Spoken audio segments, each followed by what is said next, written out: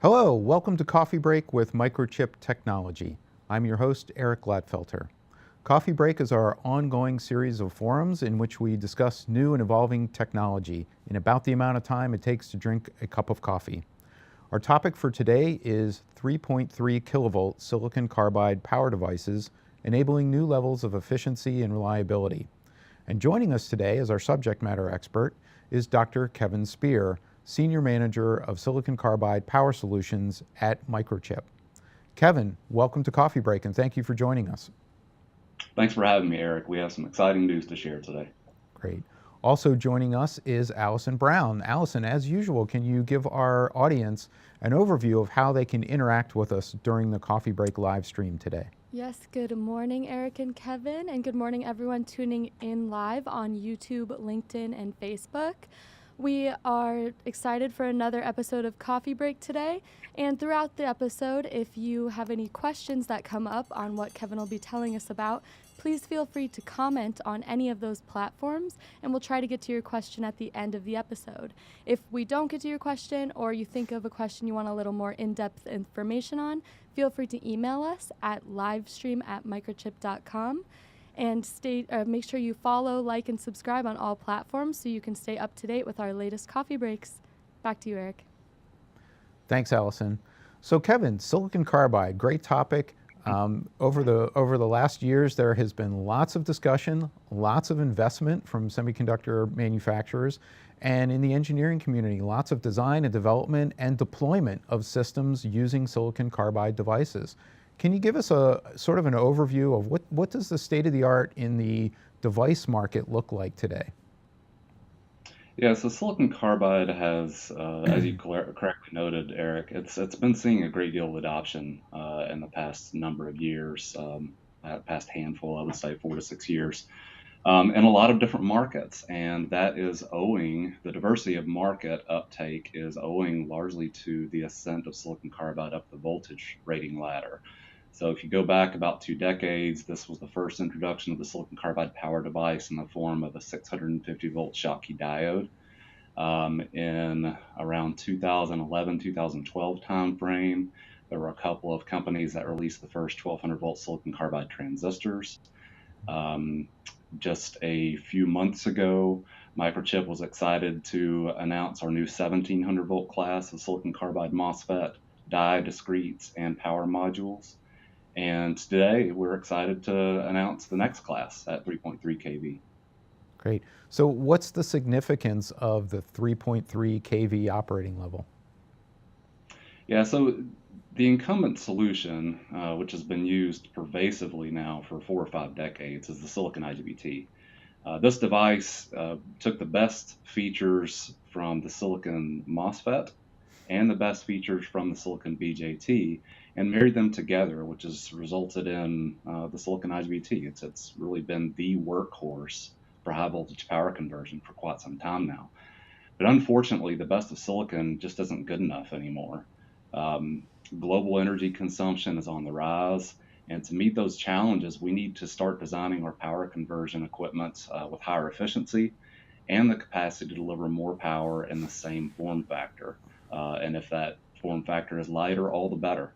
So with silicon, we've really hit an innovation plateau, and a clear path to rise up and meet the challenges of global energy consumption is by moving to silicon carbide power devices. Okay. So you mentioned it's not that long ago that we introduced 1700 volt portfolio, and now we're talking about a 3.3 kV portfolio. What are the use cases that are going to benefit the most from this increase in operating voltage level? Yeah, so the use cases are going to vary quite a bit based on the end power level. But I think the first segment, the first end segment that's going to benefit from 3.3 kV is, of course, going to be the transportation segment. The end applications of interest here are going to be the traction power unit, or TPU, which actually provides propulsion for the vehicle. And then the other key application in the transportation segment is the auxiliary power unit, or the APU. And the APU is used to provide power to everything else on board the vehicle. Now, what type of vehicles are we talking about? The most common would be railway, so metros, trams, subways, and the like. Another type of transportation vehicle could be the delivery fleet. So this could be DHL, UPS, FedEx, and the like. Another off-highway type vehicle could be agricultural and farming equipment. There are some of the ultra-class haul vehicles that my 3-year-old son is in love with right now. And each one of the tires has about a 1 megawatt traction drive on it.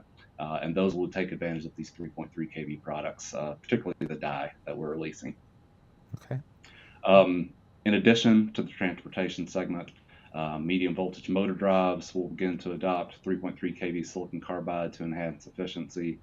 We're seeing a great deal of interest in these products for semiconductor manufacturing equipment, grid-tied power converters for use in distributed generation, whether that's solar, wind, etc., battery management systems, anything that's going to be grid-tied will take advantage of 3.3 kV.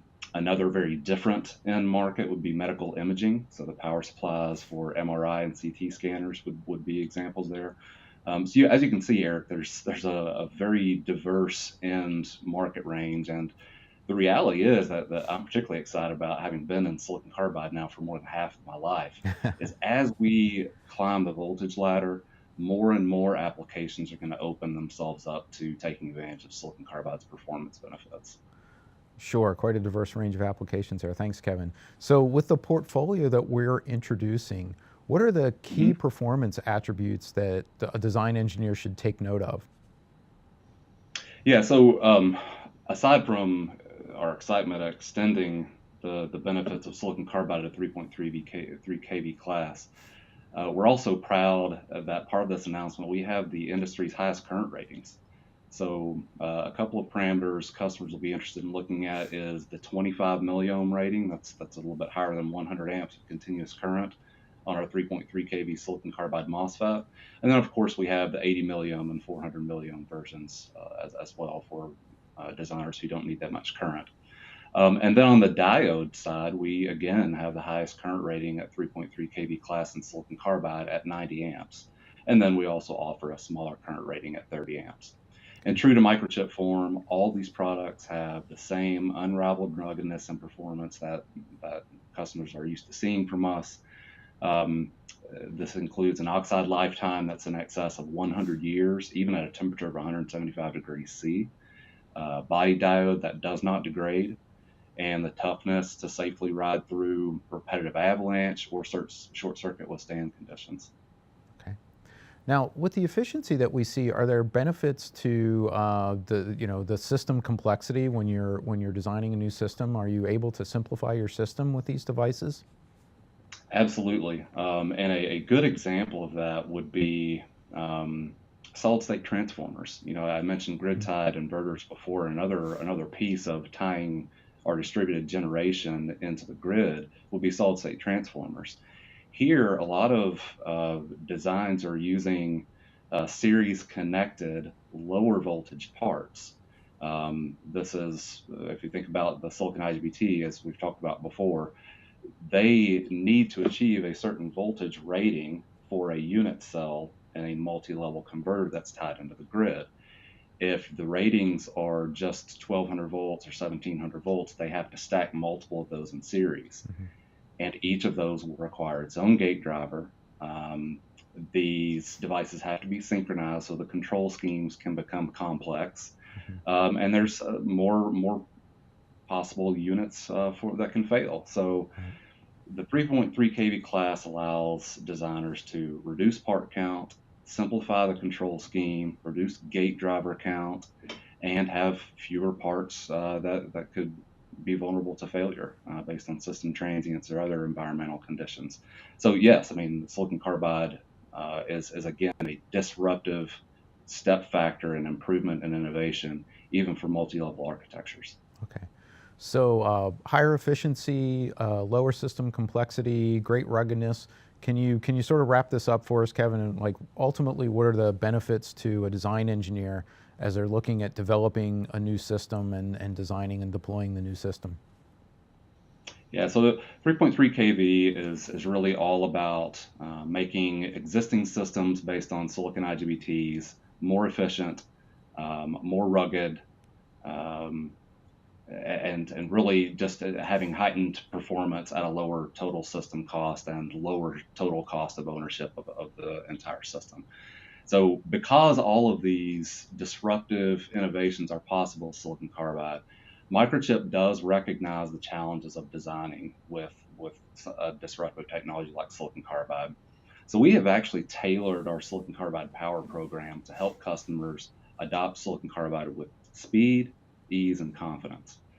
Our 3.3 kV product family offers you the lowest total system cost, whether this is by virtue of, as we've said before, reduced part count, relaxed cooling methods, or enhancing your efficiency to lower those huge electric bills. This is a hypersensitive topic today for railway service providers, in fact. The 3.3 kV products we're announcing, or we have announced, and are sitting on distributor shelves today, will get you fastest to market.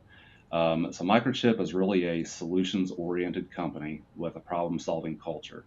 With everything from our microcontrollers, FPGAs, communication, sensing, digital gate drivers, and much more, Microchip is your one-stop shop for light speed development and qualification of your new silicon carbide design. And then really the last piece of this is to lower your risk. So we give you utmost confidence in the deployment of our silicon carbide solutions. In today's supply environment that is very, very tight, as we all know, we're hearing from customers that are getting given lead times on silicon carbide components well in excess of a year. Um, our planning for our supply chain has been in the works for quite some time. We have anticipated a lot of these things happening. And the net result today is we're able to deliver all of our silicon carbide parts in under 20 weeks, in some cases as low as 6 to 8 weeks. So this is a really, really major sensitivity that we are addressing with our robust supply chain in silicon carbide. Great. All right. Well, thanks for the detailed information and the summary there as well, Kevin. At this point, let's go to Allison in the booth and see if we have questions from our audience today. Yes, we do have some questions. We'll go ahead and get started with this one, which is, why would a designer who's been using silicon change to silicon carbide MOSFETs? Yeah, this is a good question. And as I just spoke to a little bit, when a designer elects to switch to silicon carbide, it is not a drop-in replacement. So it requires substantial redesign depending on the system. But what customers are seeing and have been seeing for the last several years, in fact, as we see more and more silicon carbide in the field, is the performance far outweighs the comparison of the cost of the single transistor. Still today, I think whether it's a discrete or a power module, comparing silicon carbide to a silicon IGBT, there's still a price premium between 2 and 4, let's say. And what customers are seeing is by adopting silicon carbide, that little price comparison of that $5, $10 part really falls out of the wash when it is deployed at the system level. I gave the example before of railway service providers. Their single biggest expense every year, we understand, is the electricity bill. So by deploying silicon carbide in the traction power unit, the auxiliary power unit, they can save enormous amounts of money every year on their electricity bill. And that type of benefit, whether it's cost of ownership, whether it's reduced points of failure, whether it's more elegant and simple design, all of these benefits are possible with silicon carbide. And finally, today, customers are seeing that these benefits far outweigh the price premium of just a single component. All right, thank you, Kevin. We do have another question here, and this question is from Alexander on YouTube. He asks, silicon carbide is relatively new technology. What is stopping wider spreading of silicon carbide in the industry? Yeah. Hello, Alexander. Thank you for your question. You're right. It's been around for a while, and what's the holdup, right? I think that the big part of it is price and getting people who have been designing with silicon for 40, 50 years to embrace two things. That the component is going to be a little bit more expensive, and now I've got to look at the system level cost to justify the transition. And then there's a technical piece, and that is the adoption of silicon carbide. So many times customers need to select a different gate driver. Many times customers will need to redo the layout of their design to accommodate some of the byproducts of silicon carbide's benefits. In fact, that nothing comes for free. When you're switching at fast speeds, you will have things like voltage spikes during the switching events.